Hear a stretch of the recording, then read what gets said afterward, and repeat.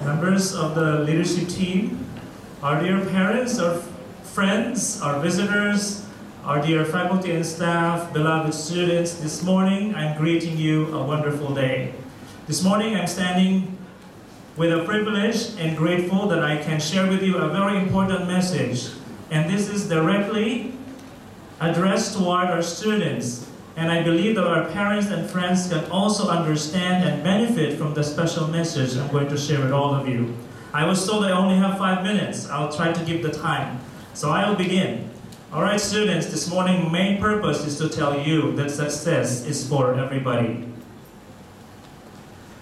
Can you say that back to me? Success is for everybody. Success is for everybody. Success is for you and for me. Success is for you and for me. Thank you. No one is a failure. No one is a failure. Thank you again. We believe that our God designed all of us to be successful. Right. Thank you for repeating that back to me. Again, may I repeat, success is for everybody. It's for you and for me. And we believe that our God designed all of us to be successful. Now, the very important point that I would like you to take home today is not just that success belongs to everybody, but towards the end of my short talk, you will learn the secret of success. That, I believe, is the most important key to success. All right, so our students, you're here today. Although you are seated at different places, you resemble people who have achieved success in your life. Just because you're seated in front may mean that you are special, that you did accomplish more than the others. But those who are seated at the back doesn't mean that they are less individuals. Everybody is designed to succeed. Now, there are 3 levels, I believe, in the cycle of success. In whatever level you are in, you are so successful. The first level is planning for success. How many of you are planning for success? Preparation is key. And the thought that you're preparing to succeed is an idea to be celebrated, isn't it? Planning is very important. What do you want to achieve in life? What are your hopes and dreams, your aspirations? What do you imagine yourself to be 3, 4 years, 5 years from now? You need to start planning.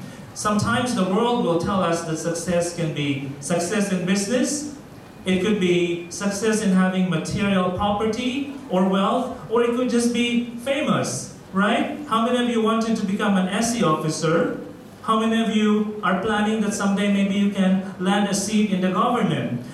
So this takes a lot of planning. And when you have recognized yourself to be successful already, having that in mind is already being successful. Recognize that you yourself will be successful. That's the very first step. Because once you recognize that you're successful, you will start planning for it and prioritizing. Moving on to the second level of success, I believe it has got to be making progress. How many of you have started planning of what you need to do or achieve in the future and have made some significant progress? Once you have made progress, you have reasons also to celebrate. Success is not a destination. People think, to be successful is to have a medal. Yes, that's one of that, but success is not all about receiving or getting medals. Success is a process. It's a journey. So every effort that you make in terms of your planning and every advancement that you have in your life is an area that you can celebrate. The famous media entrepreneur, her name is Oprah Winfrey. She's saying that failure should not be a part of our life. Failure is not a part of us. If we think we're failing, it's just, life is telling us to take another turn, take another direction. And Steve Jobs, everybody knows him.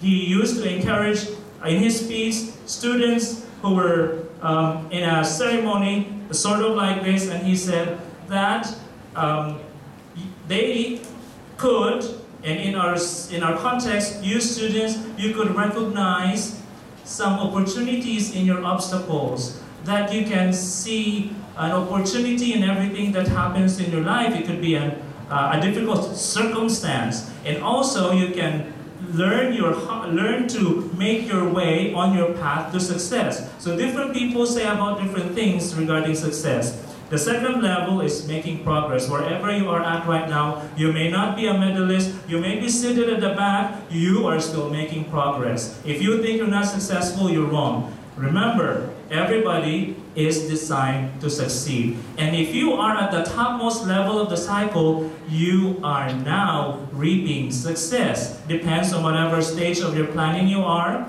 It depends on what stage of your work or project you are in. You know, this kind of event shows that our students have actually reaped success. They are receiving medals and awards today, but they are not the end of their lives. After this recognition ceremony, they will start all over again. Plan for the future. So it's a cycle, ladies and gentlemen. You plan for success, you make progress and celebrate, and at the end, you reap success. But remember, for those who succeed, they always think about hard work and determination going together. And let me give you a last example before I sit down. A very important example that will lead us to the final thought about the secret to success. Let me bring you to a thought in a Bible story. Do you remember Joseph? Yes, in your values classes, you taught about or you studied about Joseph and his life. At the age of 17, he was sold to become a slave in Egypt. Slave. And he was in Potiphar's house. Potiphar was a trusted person by the king of Egypt. And because Potiphar was such an influential person, he had the money and resources to buy a slave.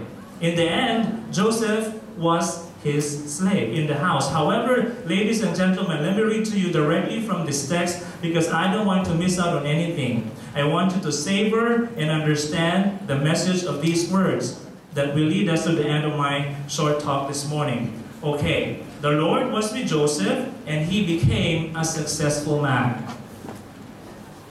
He lived in the house of his master Potiphar, the Egyptian. Potiphar saw that the Lord was with Joseph. He saw that the Lord made Joseph successful in everything he did. Potiphar trusted Joseph because he saw that Jesus was with him.